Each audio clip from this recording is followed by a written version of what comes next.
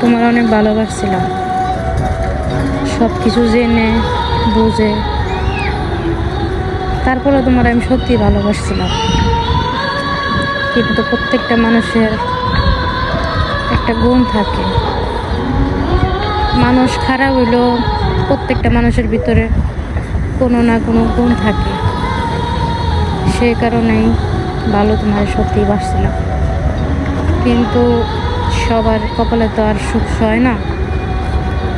হয়তো আমার কপালেও সইল না, অপেক্ষায় ছিলাম হয়তো মানুষ পরিবর্তন হইব হইব, বিশ্বাস ছিল, এখনো আছে, কিন্তু পারলাম না তোমার সাথে থাকতে।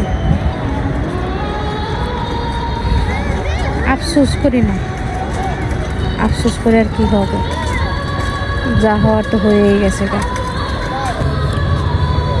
একটা মানুষের যখন পিঠ দেওয়ালে ঠেকে যায় না, তখন ওই মানুষটির কিছু করার থাকে না।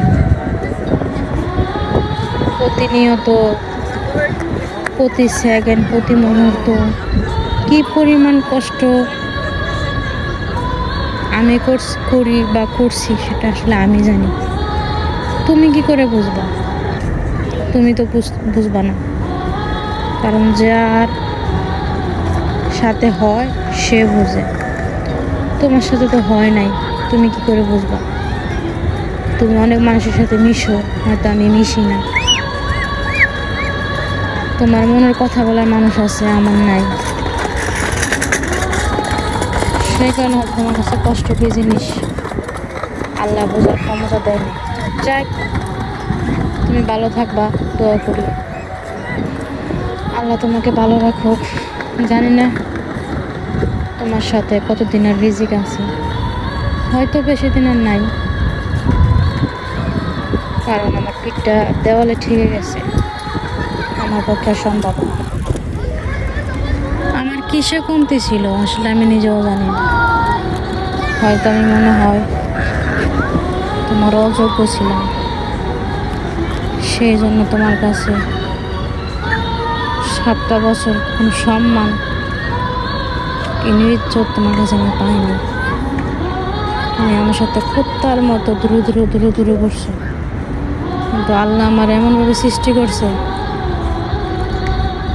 তোমার কথা আমার গায়ে লাগতো না, কিন্তু এখন আর পারি না। আমি মনে করি একা থাকা সব থেকে বেশি ভালো। হয়তো কষ্ট হবে, খারাপ লাগবে, তারপর আমি মনে করি একা অনেক ভালো।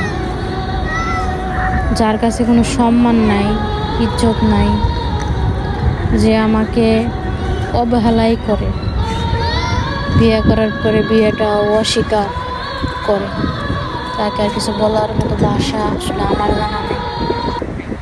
যার সাথে থাকো ভালো থাকবা, দোয়া করি আমার থেকে ভালো পাও।